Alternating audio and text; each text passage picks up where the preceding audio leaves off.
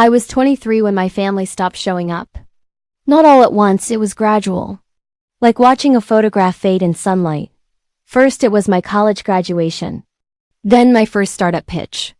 Then the night I stayed awake for 48 hours straight coding what would become the foundation of my company. Each time I looked up, hoping to see their faces. Each time I found only empty chairs and polite excuses delivered through text messages. Asterisk. My father Gregory ran a small motel chain, 3 properties, aging carpets, flickering neon signs. He called it legacy. I called it stubbornness dressed in nostalgia. He believed in things you could touch. Brick, mortar, land, my work. The algorithms and platforms and digital infrastructure I was building. He dismissed it all as invisible nonsense. Toys for children who refused to grow up. Asterisk. My mother Helena simply smiled through everything. The kind of smile that never reached her eyes. A smile that said she was present but not really there. She nodded when I talked about my company. Asked surface questions. Then immediately changed. The subject to my brother Marcus and his real estate deals or Dylan and his growing social media following. Asterisk. I learned to stop expecting anything. Expectations are just premeditated disappointments. So, I built my company in silence. In borrowed office spaces and coffee shops that let me stay past closing. On couches that weren't mine and in the back seat of my car when rent was a choice between keeping a roof or keeping the lights on for my servers. Asterisk. And then it happened. The breakthrough. The moment every founder dreams about but few ever see. Asterisk. My company's valuation hit $92 million. The news broke on a Tuesday morning. Forbes picked it up, tech blogs ran features. My inbox exploded with interview requests and investment offers. Suddenly everyone wanted to know my story. Everyone wanted a piece of what I'd built. Everyone except my family. The first day passed. No call, the second day, nothing. By the third day I stopped checking my phone for their names. I wasn't surprised. Disappointed maybe, but not surprised. This was the pattern I'd known my entire adult life. Asterisk. Then on the 4th day my phone lit up. A text from my father. Short. Scripted. Formal like a business summons. Asterisk. Family dinner at 7 tonight. Important discussion. Asterisk. I stared at that message for a long time. Sitting in my office.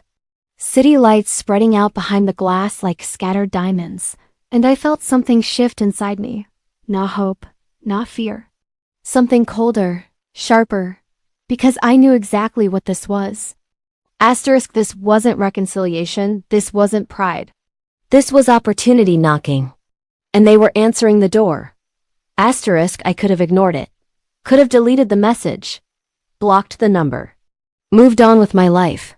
But something in me needed to see it. Needed to watch them perform whatever script they'd rehearsed. So I closed my laptop. Put on the simple jacket I wore to family events. Left the luxury SUV in the garage and took my old sedan. The one with the cracked dashboard and the air conditioning that only worked on Tuesdays. Asterisk. Appearing humble kept them comfortable. And comfortable people reveal themselves. Asterisk. The country club sat on the edge of town. All marble floors and crystal chandeliers. The kind of place that smelled like old money and older lies.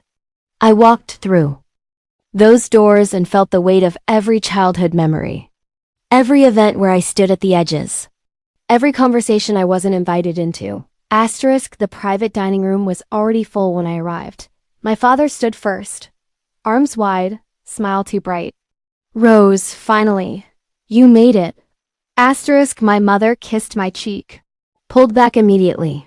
You look exhausted. Are you sleeping enough? Asterisk. Marcus raised his wine glass in mock salute.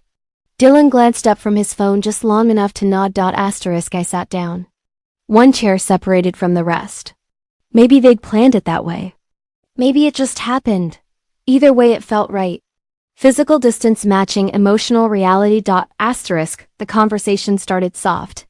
Surface level. How's the company? How's the stress? All delivered with voices that suggested they were humoring a child's hobby. I answered politely. Let them play their parts.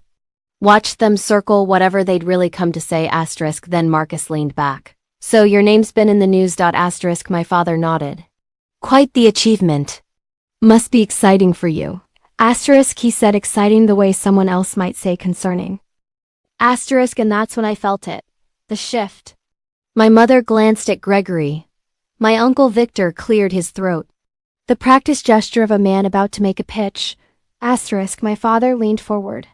Rose, we wanted to discuss something important with you tonight. There it was. Victor jumped in smoothly. As you know, the motel group has been facing some challenges.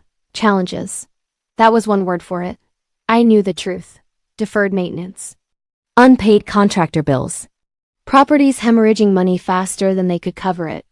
Asterisk, Gregory's voice carried forced enthusiasm. We're planning a complete transformation. The flagship property. Full renovation. Spa facilities. Event spaces. Premium suites. This could be incredible. Asterisk, Marcus added his rehearsed line. This is legacy building, Rose. Real assets. Not like digital things that could vanish tomorrow. Asterisk, digital things. I almost smiled. Asterisk, my mother reached over. Placed her hand on mine. Honey, this is your chance to be part of something real. To give back. We supported you for so long. Now it's your turn. Asterisk, supported. Interesting word choice. Asterisk, my father's voice dropped to business mode. We need a bridge loan. 1.5 million. You have access now. Resources. Connections. This could be good for everyone. Asterisk, Victor nodded. We'll pay you back with interest once construction financing comes through. This is a family investment opportunity. Asterisk, they all looked at me, waiting, expecting the version of Rose they'd always known. The one who desperately wanted to belong. Who would do anything for their approval. Asterisk. But that Rose had died somewhere between sleeping in her car and building a $92 million company. Asterisk, I placed my napkin on the table. Smoothed it carefully. So, let me understand this. You skipped the biggest moment of my life. No call, no message, nothing, but you're here now. For this. The silence was immediate. My father's jaw tightened. Don't be dramatic, Rose. This is about family. Asterisk, family. I repeated the word slowly. Tasting it. Testing it. Asterisk, I met his eyes. I didn't come here to rescue an empire you already burned down. Asterisk, my mother gasped. Victor straightened in his chair. Marcus's smile cracked down the middle. Asterisk, Gregory leaned back. So, that's your decision. You're going to lecture us about commitment. About sacrifice. Asterisk, Marcus shook his head. She gets a little attention and suddenly thinks she's better than all of us. Asterisk, Victor tried his calm negotiator voice. Rose. 1.5 million is nothing compared to your valuation. This is strategic for everyone involved. Asterisk, for everyone. I let the words hang there. Tell me, Victor. When exactly did you consider what was strategic for me? Was it when I asked Dad for help with my first lease and he said no? Or when I pitched my accelerator application and you called it a hobby? Asterisk. His face tightened. Asterisk, Gregory's fist closed around his wine glass. We're not here to dig up the past. We're here to build something lasting. Asterisk, something lasting. I echoed. Like the leaking roof at the downtown property. Or the heating system that's been broken for 6 months. Or the contractor lawsuits you're dodging. The room went still. My mother's face drained of color. Marcus sat up straighter. Victor's eyes narrowed. Asterisk, how would you know that? Gregory's voice was barely controlled. Asterisk, I pay attention. I always have. You just never paid attention to me. Asterisk, Dylan finally spoke. Rose, what are you saying? Asterisk, I looked at each of them. That you're not looking for an investor. You're looking for a lifeline. Asterisk, Victor's mask slipped. That's absurd. Asterisk, I reached into my bag. Pulled out a folder. Plain. Heavy. I came tonight because I wanted to hear your story. And you didn't disappoint. Same script. Same guilt. Same entitlement. Asterisk, Marcus leaned forward. If Dad says the properties are fine, they're fine? Are they? I placed the folder on the table. Asterisk, my father stared at it. What is that? Before I could answer, the door opened. Ava walked in. My attorney, my friend. The person who'd helped me build everything. She moved with quiet precision, walked directly to me. Ignored their stunned faces. Asterisk, everything's finalized. The transfer is complete. Asterisk, my father stood so fast his chair scraped the floor. What transfer? Asterisk, Ava placed documents in front of me. I slid them across the table to Gregory. Asterisk, your motel group. Your debt. Your outstanding obligations. All of it. Asterisk, Victor's voice cracked. That's impossible. The bank hasn't. Asterisk, the bank sold the debt last week. Ava's tone was flat, professional, to a private investment entity. Asterisk, Gregory's hand shook as he picked up the papers. What entity? Asterisk, I met his eyes. Mine. The silence that followed wasn't silence. It was implosion. Reality collapsing. Asterisk, my father's mouth opened and closed. Marcus pushed back from the table. Dylan whispered something that sounded like a prayer. Asterisk, my mother finally found her voice. Rose, what have you done? Asterisk, what you forced me to. You wanted me to invest in an empire. But there is no empire. Just debt. Debt so deep no legitimate lender would touch you. Asterisk, Victor grabbed the documents. Scan them. His face went gray. Months of unpaid bills. Code violations. Contractor liens. Legal complaints. Asterisk, this can't be right. His voice was barely a whisper. Asterisk, it is. I said gently. Just not salvageable by you. Asterisk, Gregory found his rage. You think you can humiliate me. You think because you made some money you can play God. Asterisk, I'm not playing anything. I'm cleaning up what you broke. And I'm done pretending you're still in control. Asterisk, Marcus exploded. You blindsided us. You should have told us. Asterisk, told you what? That I wasn't going to be your emergency fund. That I wasn't going to rescue people who never showed up for me. Asterisk, my mother was crying now. Real tears this time. This is our life, Rose. Our home, asterisk, and it will continue. Just not under your management. Ava slid one more envelope across the table. My bailout offer. $200,000. Clean. Fair. More than the equity was actually worth. More than they deserved. Asterisk, Gregory stared at it like it was poison. I'm not taking your pity money. Asterisk, it's not pity. It's severance. Asterisk, he slammed his hand on the table. You are no daughter of mine. Asterisk, for the first time in my life those words didn't hurt.